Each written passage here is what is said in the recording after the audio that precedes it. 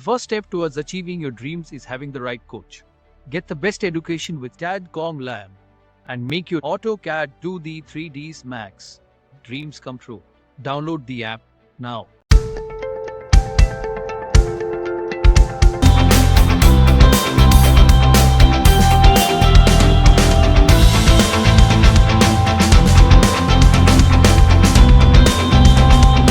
फिर होस्पोस हो जाती है, समझ में नहीं आता। इसीलिए आर्किटेक्चर पार्ट में इसीलिए कॉल आउट्स को यूज़ करा गया है, डिटेल कॉल आउट को यूज़ करा जाता है ताकि आप उनको मार्क करके अलग सेपरेटली शो करा सकें सिस्टमेटिक वे में। इसीलिए इनको मार्क करा गया है क्योंकि हम हर एक चीज़ को इसके बारे में, तो मैंने लास्ट टाइम बोला था कि आप लोग इसकी डिटेल्स को मेंशन करेंगे जो आपने ऑब्जेक्ट डिज़ाइन करा है अपना।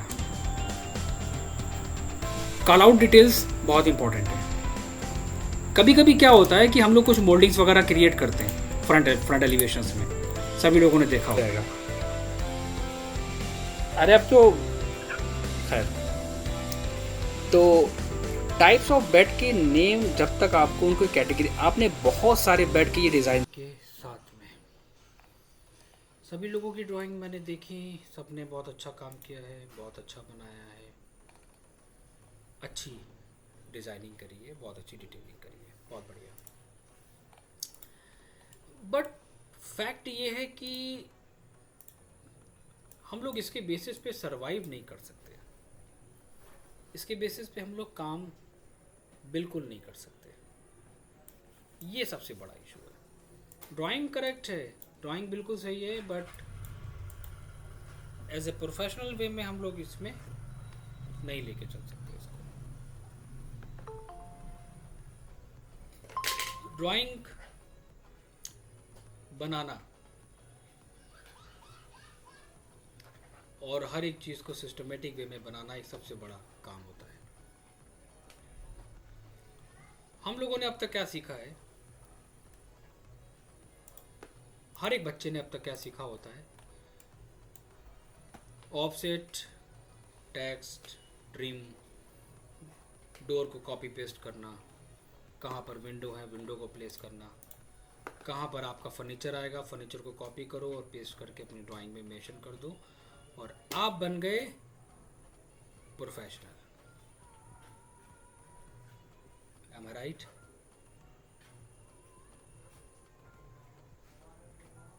किस किस ने इन सब प्रोसेस को फॉलो करा है? आए कोई ऐसा?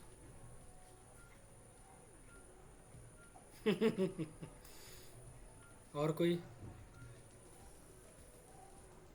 आपने सैफ?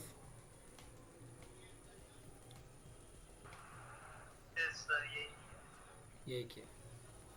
तो गलती हमारी नहीं है, गलती हमको गाइड सही से नहीं करा गया। और अगर मैं एक छोटा सा क्वेश्चन कर लेता हूँ, मैंने एक छोटा सा क्वेश्चन करा कि हमको अपने प्रोजेक्ट को स्टार्ट करना है, क्लाइंट के प्रोजेक्ट को स्टार्ट करना है, तो हमें किन किन बातों का ध्यान रखना चाहिए? सबसे पहला और बिल्कुल बेसिक क्वेश्चन मैं बात कर रहा हूँ, किसी भी प्रोजेक्ट को स्टार्ट करने से पहले हमें किन बातों को दिमाग में रखना है? कौन बताएगा? एनीवन? सभी डिज़ाइनर हैं, सभी लोगों ने काम करा है।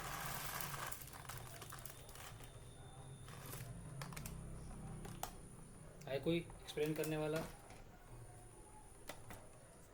कि प्रोजेक्ट को स्टार्ट करने से पहले आपको किन किन बातों का ध्यान रखना है? इन बातों का कि आपको यूनिट चेंज करना है और आपने यूनिट भी इत्तेफाक से गलत ले ली।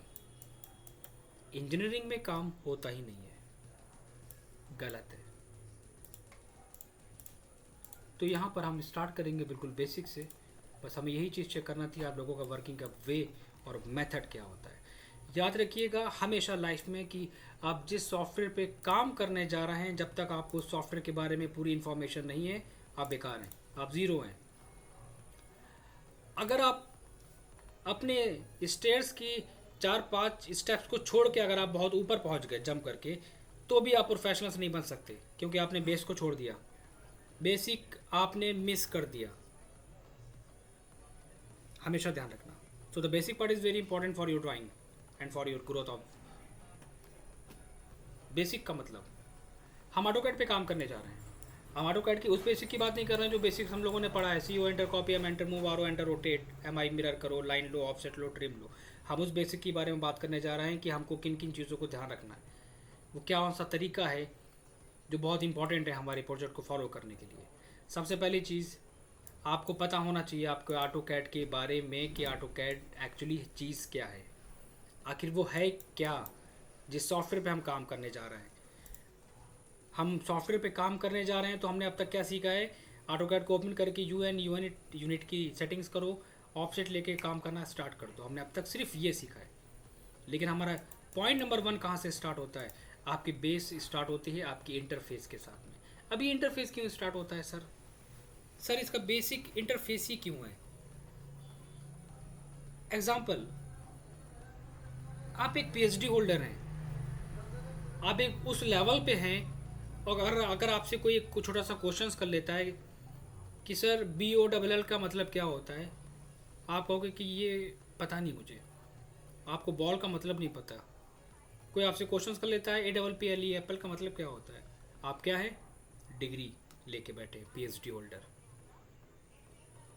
क्योंकि आपका बेसिक नहीं था वो, आपने उस बेसिक को इसलिए स्किप कर दिया ये सोच के कि ये तो बिल्कुल बेकार है, ये तो मेरे काम आएगा ही नहीं। लेकिन वही क्वेश्चन जब आपसे कोई पर्सन करता है तब आपको पता चलता है कि आपका जो लेवल है वो तो बेकार हो गया, आप जीरो हो गए। तो पहली चीज़ ऑटोकैड के बारे में समझो, क्या क्या चीज़ें जो बहुत इंपॉर्टेंट है। मैं एक क्विक इंटरफेस दूंगा सभी को बहुत जल्दी क्योंकि सभी लोगों ने इस पर काम करा होगा, और बेसिक से स्टार्ट करूँगा। सबसे पहली चीज़, ऑटोकैड में कुछ टेक्निकल चीज़ें होती हैं, कुछ टेक्निकल वर्ड होते हैं, उनको हमें याद करना है। अगर आपसे कोई पूछता है कि इसके फर्स्ट वाले पार्ट पे क्या कहलाता है, this one is called title bar. किसी ने पूछा कि आप मेनू बार ऑप्शंस कहाँ मिलता है, तो सेकंड वन इज मेनू बार। कोई आपसे क्वेश्चन करेगा, आप एक काम करिए, आप एक्सप्रेस टूल में जाइए रिबन बार के अंदर, तो मुझे पता होना चाहिए कि this one is called ribbon bar. किसी ने मुझसे क्वेश्चन करा, क्विक एक्सेस टूल बार के अंदर जाइए, वहाँ पर मेनू बार को हाइड करिए। वो पर्सन आपसे मेनू बार को हाइड करने के लिए कह रहा है क्विक एक्सेस टूल बार में जाके, और आपने अब पता ही नहीं कि आपको क्विक एक्सेस टूल बार कहाँ पर होता है। So quick access tool bar हमें कहाँ मिलता है, ये छोटा सा आइकन यहाँ पर नज़र आ रहा है, इसे हम लोग कहते हैं क्विक एक्सेस टूल बार। जब आप इस ऑप्शन पे क्लिक करते हैं तो वहाँ पर आपको एक फीचर्स मिलेगा, हाइड मेनू बार को हाइड करना, एंड शो मेनू बार को शो करना। एप्लीकेशन मेनू, मैंने क्वेश्चन करा, आप एक काम करिए, एप्लीकेशन मेनू पे जाने के बाद वहाँ पर आप DXF फाइल को इंपोर्ट करा लीजिए। अब मैंने पहला क्वेश्चन करा कि एप्लीकेशन मेनू में जाइए। अब आप कंफ्यूज कि मैं किसकी बात कर रहा हूँ, ये एप्लीकेशन मेनू ऑटोकैड के अंदर कहाँ से आ गया। एप्लीकेशन मेनू का मतलब होता है हमारा जो लेफ्ट में सबसे टॉप पार्ट होता है, जहाँ पर A लिख के आता है, this one is called application मेनू। इस एप्लीकेशंस मेनू के अंदर हमें क्या क्या ऑप्शंस मिलते हैं, मुझे इसके अंदर ऑप्शंस मिलते हैं क्या, फाइल को सेव करना, ओपन करना, इंपोर्ट करना, एक्सपोर्ट करना। एक बहुत ही कॉमन सी चीज़, बहुत सारे लोगों को कन्फ्यूज़न होती है, वो ये कि इस ऑप्शन को और इस ऑप्शन का दोनों का काम सेम होता है। बहुत सारे बच्चे कहते हैं कि ये हमारा होता है सिर्फ वर्क करने के लिए, और ये होता है उस वर्क को देखने के लिए, रोटेट करने के लिए। ये बिल्कुल गलत है, इन दोनों का बहुत ही डिफरेंट यूज़ है। मैं बताना चाहूँगा यहाँ पर, हमेशा ध्यान रखना, हमारा ये सेक्शन कहलाता है क्या, UCS, और ये हमारा पार्ट कहलाता है WCS। दोनों में बहुत बड़ा डिफरेंस है। UCS is stand for user coordinate systems and WCS means world coordinate system, user and world. अब यूज़र कोऑर्डिनेट का मतलब होता है, हमेशा ध्यान रखो, ये 2 एक्सेस पे काम करता है, X एंड Y पे। दैट मीन्स 2 डायमेंशनल ड्राइंग जो हम ऑटोकैड में करते हैं, उसे कहते हैं UCS। WCS, this one is called WCS, world coordinate system. इसका मतलब होता है जब हम काम करते हैं किसमें, 3D के अंदर, क्योंकि यहाँ पर अब XY नहीं आएगा, अब यहाँ पर XY and Z 3 axes show कराएगा, इसलिए इसको कहते हैं क्या, WCS, वर्ल्ड कोऑर्डिनेट सिस्टम। तो इसको हमें कभी भी टच नहीं करना है। ठीक है, हमारे पास लेफ्ट हैंड पे एक ऑप्शन आएगा, इसे कहते हैं रिबन बार या सॉरी ड्रॉ टूल बार। जो लेफ्ट हैंड पे हमारे पास ऑप्शन है इसे कहते हैं ड्रॉ टूल बार। आपको एक और ऑप्शन यहाँ पर एक्टिवेट करना है इसके साथ साथ, और वो ऑप्शन आपको कहाँ मिलेगा? हमेशा ध्यान रखना, ऑटोकैड के अंदर एक फीचर्स होता है जहाँ से हम ऑप्शंस को ऑन ऑफ दोनों कर सकते हैं। कैसे? Tools, tool bar, AutoCAD. Tools के अंदर आप टूल बार पे आओगे तो टूल बार के अंदर आपको एक ऑप्शन मिलेगा ऑटोकैड। वहाँ पर आप जैसे चाहो किसी भी टूल बार को ऑन ऑफ कर सकते हो डायरेक्टली। कैसे करोगे? मुझे काम करना है डायमेंशंस पे, मैं डायमेंशंस पे क्लिक करूँगा तो आपने नोटिस क्या करा, हमारे पास डायमेंशंस का टूल बार आ गया। मैं क्या एक्सप्लेन कर रहा हूँ? मैं बताना चाहूँगा, मैं एक्सप्लेन करने जा रहा हूँ बेसिक के साथ साथ कि आपको अपनी खुद की टेम्पलेट कैसे बना के रखनी है। हम डिस्कस यहाँ पर ये नहीं कर रहे हैं कि कॉपी, मूव, रोटेट। हम यहाँ पर डिस्कस क्या कर रहे हैं? बेसिक के बारे में। आपको टेम्पलेट बना के रखनी है, एक ऐसी टेम्पलेट बना के रखनी है जो आपको हमेशा उसी पे काम करना है। उस टेम्पलेट की सेटिंग्स हम यहीं से कर रहे हैं, इसी बेसिक से। नीचे हमारे पास यहाँ पर गिवन है क्या? Command line window. यहाँ पर एक लाइन और आ रही है, इसका नाम क्या होता है? इसको हम लोग कहते हैं status bar. This one is called status bar. कभी आपसे कोई कहेगा कि ये काम करिए, वहाँ पर एक एनोटेशंस का ऑप्शन मिलेगा स्टेटस बार में। अब उस पर्सन ने आपसे कहा स्टेटस बार में जाइए और एनोटेशंस को ऑन करिए। आपको पता नहीं है कि ऑटोकैड के अंदर स्टेटस बार का एरिया क्या कहलाता है, तो इसको हम लोग कहते हैं स्टेटस बार। हमें यहाँ पर कुछ और फीचर्स मिलेंगे। यहाँ पर 3 ऑप्शंस आएंगे। कौन कौन से? Model tab, layout tab and layout two tab. आपको यहाँ पर कुछ नाम लिख के आ रहा है, आपको पता होना चाहिए इनका नाम क्या होता है। इसे कहते हैं files tab. This one is called files tab. Files को टैब को शो कराना। एक हमारे पास फीचर्स है, एक ऑप्शन है जो कहलाता है डीएस एंटर। कमांड्स में नोट करता हुआ चलूंगा। डीएस का मतलब होता है ड्राफ्टिंग सेटिंग। ऑलमोस्ट सभी लोग इसके बारे में जानते हैं। ड्राफ्टिंग सेटिंग के अंदर आपको यहाँ पर पहला फीचर्स मिलेगा स्नैप एंड ग्रिड। यहाँ पर एक क्वेश्चन अराइज होता है, क्या ऑटोकैड के अंदर कितने स्नैप्स होते हैं? How many types of snaps in AutoCAD? Question आ गया, किसी ने पूछ लिया कि ऑटोकैड के अंदर कितने स्नैप्स होते हैं। अब स्नैप्स के बारे में तो नहीं पता, लेकिन डीएस के बारे में ज़रूर पता है कि डीएस का मतलब होता है ड्राफ्टिंग सेटिंग। ऑटोकैड के अंदर कितने स्नैप होते हैं? First grid snap. उस ग्रिड के अंदर 2 पार्ट आते हैं। कौन से? Rectangular and isometric. दूसरा स्नैप होता है कौन सा? Polar snap. तो ऑटोकैड के अंदर क्या होता है? 2 स्नैप होते हैं, फर्स्ट ग्रिड, दूसरा पोलर। तो आप वहाँ पर क्या एक्सप्लेन करोगे? ग्रिड के अंदर कितने स्नैप आते हैं? एक रेक्टेंगुलर, दूसरा आइसोमेट्रिक स्नैप। इसी में आपको एक फीचर्स मिलेगा जो मुझे पता होना चाहिए, पोलर ट्रैकिंग। पोलर ट्रैकिंग का मतलब ये है कि एक स्पेसिफिक एंगल पे काम करना। आप कोई भी एंगल यहाँ पर पुट करिए अपना और लाइन ड्रॉ करिए, तो आप स्पेसिफिक एंगल पे एक लाइन ड्रॉ कर सकते हैं। इसका यूज़ आता है जब हम कोई चीज़ स्लोप में ड्रॉ करते हैं, तब हम इसको यूज़ करते हैं पोलर ट्रैकिंग को। डीएस एंटर करने के बाद पोलर ट्रैकिंग एंड एंगल। यहीं पे हमें एक ऑप्शन मिलेगा ऑब्जेक्ट स्नैप।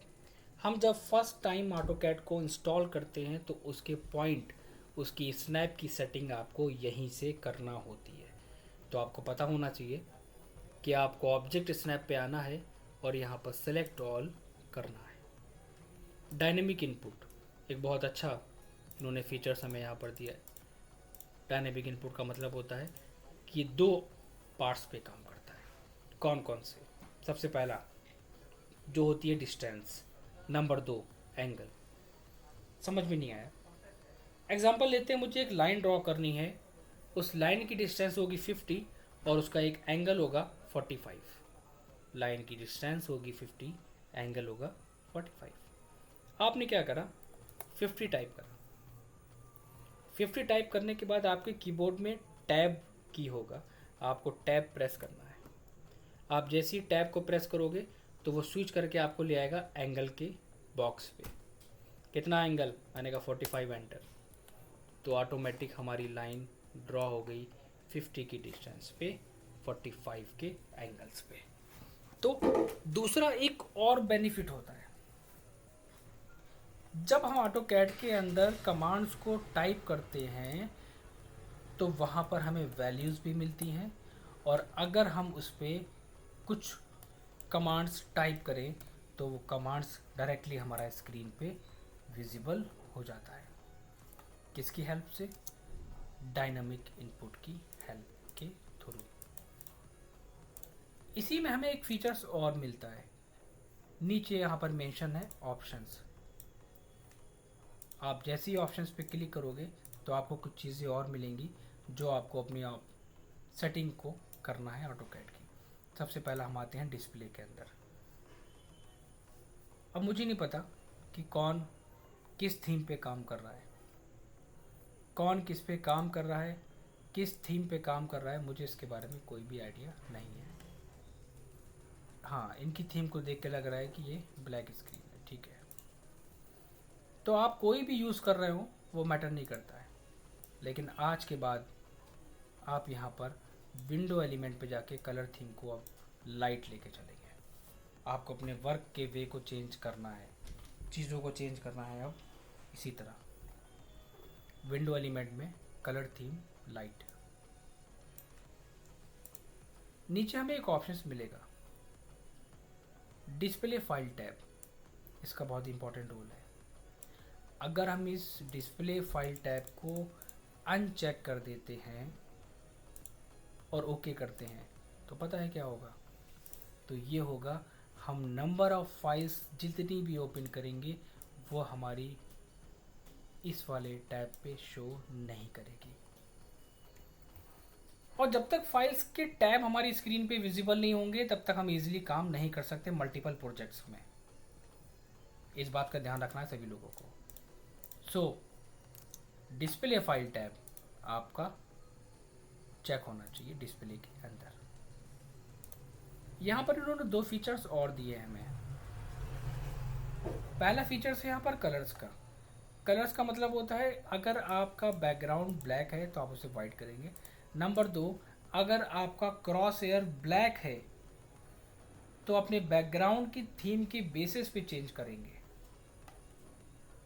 एग्जाम्पल ब्लू, आप कोई भी ले सकते हो, वो आप जिसमें आपको इसी पड़े वर्क करना है, वो मैटर नहीं करता है।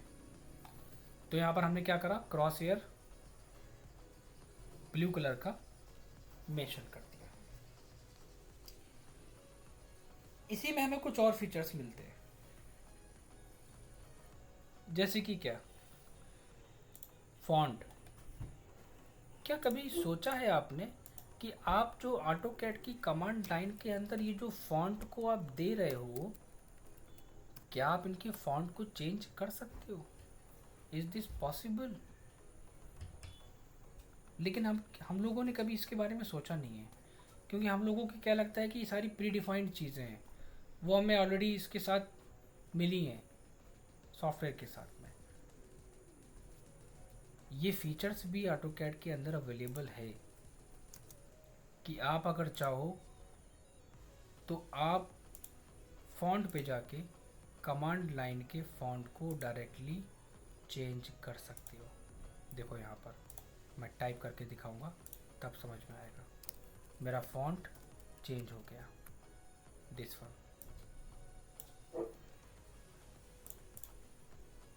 कुछ और भी चीज़ें इन्होंने दी हैं वहाँ पर, जैसे कि क्या, इसमें हमें मिलेगा क्रॉस एयर। क्रॉस एयर आपको क्या लेना है, आपका जितना भी होगा मुझे नहीं पता, लेकिन आप आज से 100% यूज़ करेंगे, 100%। इसके पास एक ऑप्शन आएगा ओपन एंड सेव का। ओपन एंड सेव के नीचे कभी कभी क्या होता है कि हम लोग काम कर रहे हैं ड्राइंग पे और किसी पर्सन को अगर हमें ड्राइंग फॉरवर्ड करनी है,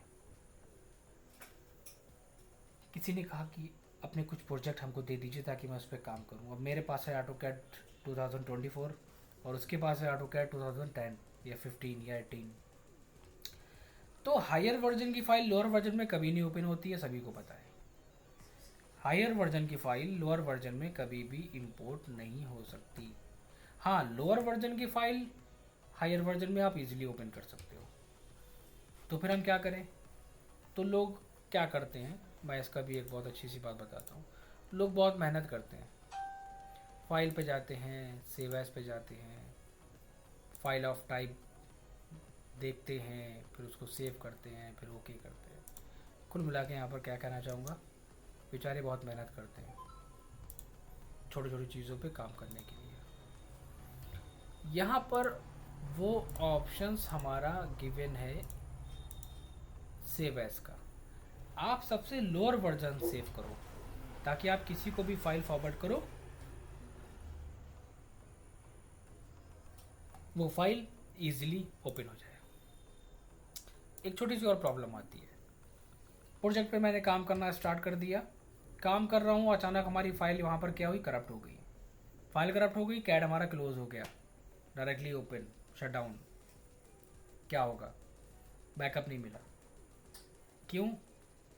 क्योंकि हमने AutoCAD की एक सेटिंग्स को एक्टिवेट किया ही नहीं था। जैसे कि क्या, यहाँ पर एक फीचर्स है जो कहलाता है ऑटोमेटिक सेव। ऑटोमेटिक सेव का मतलब क्या होता है? आप जैसे ही यहाँ पर एक टाइम लगाएंगे कि मैं चाहता हूँ हमारी 5 मिनट के अंदर कैट फाइल ऑटोमेटिक सेव हो जाए, अगर मैं भूल जाऊँ तो ऑटोमेटिक सेव क्या करता है, वो हर 10 मिनट पे आपकी फ़ाइल को सेव करता रहेगा। ये हिडन फीचर्स होते हैं काम करने के लिए AutoCAD के अंदर। ओपन एंड सेव के बाद हम आते हैं सिलेक्शन ऑप्शन पे। सिलेक्शन ऑप्शन के अंदर हमें यहाँ पर पिक बॉक्स को अपने अकॉर्डिंग लेना है और ग्रिप साइज को अपने अकॉर्डिंग लेना है। यहाँ पर आपको कुछ ऑप्शंस मिलेंगे। पहला क्या मिलेगा? Object grouping. कई बार होता है हमारे सॉफ्टवेयर में कुछ सेटिंग्स पहले से नहीं होती है, ऑब्जेक्ट ग्रुपिंग अनचेक होता है। आप क्या करोगे? ऑब्जेक्ट ग्रुपिंग को चेक करोगे।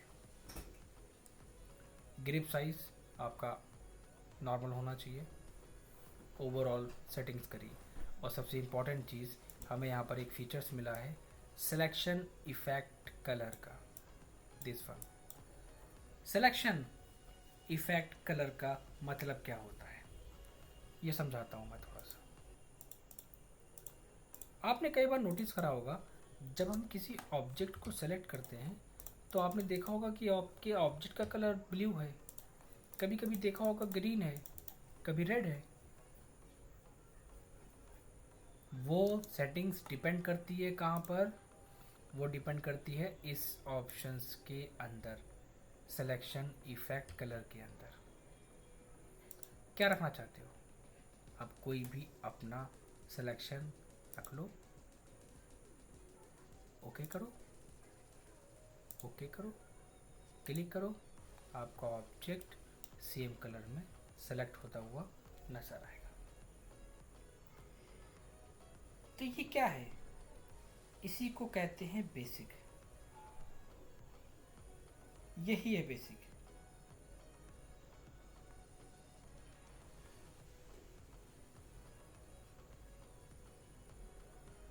आगे बढ़ते हैं। अब जितनी भी हमने सेटिंग करी अपने इंटरफेस के बारे में, तो अब हम उसकी एक टेम्पलेट बना के अपने पास रख लेंगे। अब आप सोचोगे कि टेम्पलेट कैसे रखेंगे, क्योंकि पहला क्वेश्चन मेरा यही था।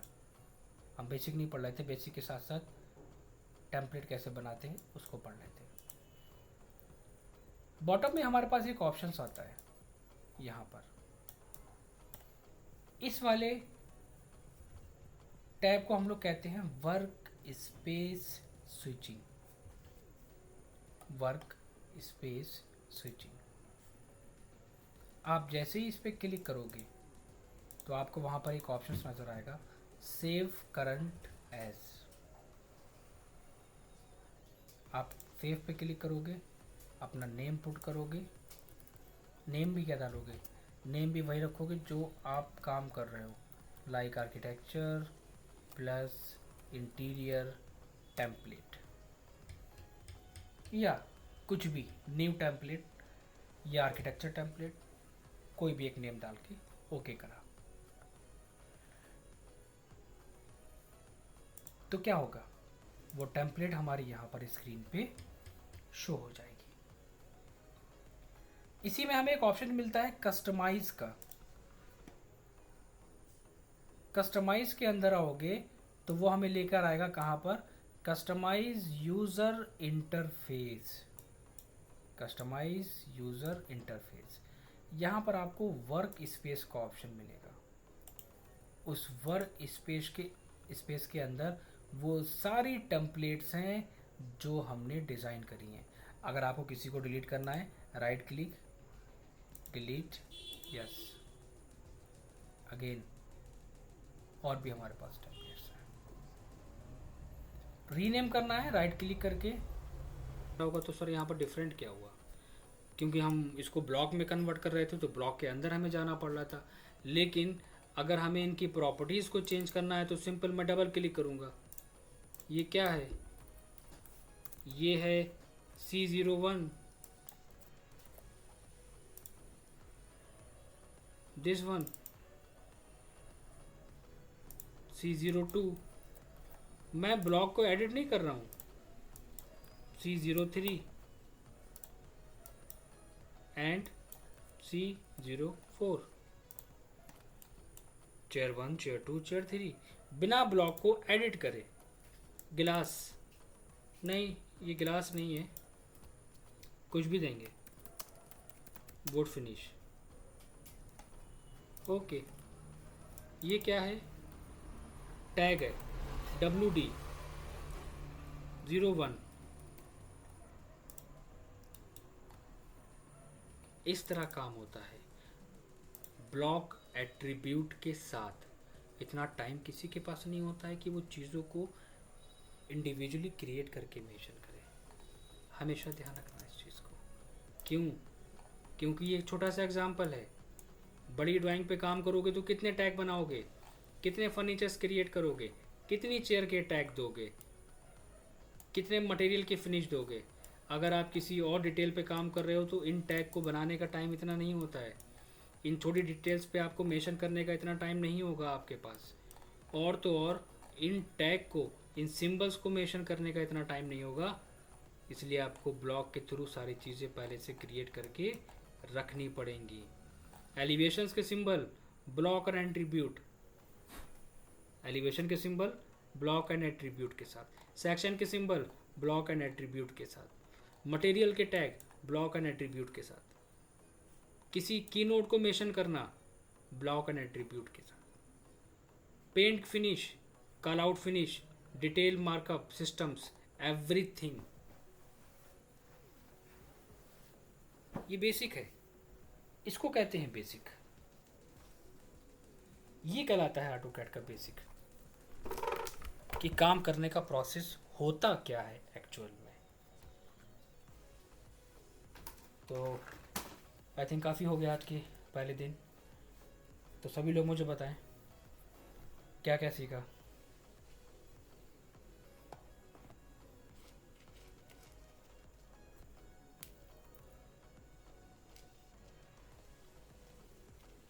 सभी लोग क्लास में है या नहीं है?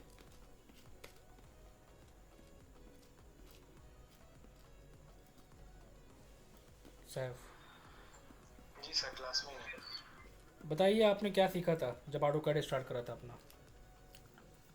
Sir normal, offset, circle, rectangle, तो आज मालूम पड़ा ऐसा भी कुछ किया जाता है। ऐसा भी कुछ किया जाता है। ऐसा किया नहीं जाता है, ऐसा ही होता है। इसी को कहते हैं बेसिक। कॉलेज में तो बहुत बेसिक सिखाया था। वहाँ तो आपको डायरेक्टली सॉफ्टवेयर ओपन करने के बाद आपको बता दिया जाता है कि सी यू एंटर कॉपी, और ये लाइन है, ये रेक्टेंगल है, इसको ऑफसेट करिए, इसको कॉपी करिए। जी सर, बस इतना ही बताया गया था। ट्रिम, बस ट्रिम। इसे ही बताया गया था। एक्सटेंड, दोनों चीज़ों में बहुत डिफरेंट होता है। यही डिफरेंट होता है कि एक प्रोफेशनल वे में काम करना और चीज़ों को जानना। सैफ, आप थोड़ा सा एक्सप्लेन करिए। यस सर, जैसा ड्राफ्टिंग से फर्स्ट टाइम हम टेक्स्ट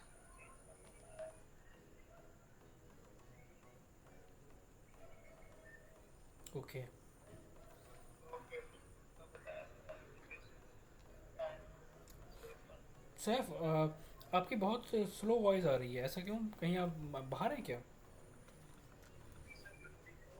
पता नहीं है, आपकी वॉइस बहुत स्लो आ रही है। अब ठीक आ रही है हाँ, अब ठीक आ रही है। अब लग रहा है कि पास। सर, वॉल्यूम कम था।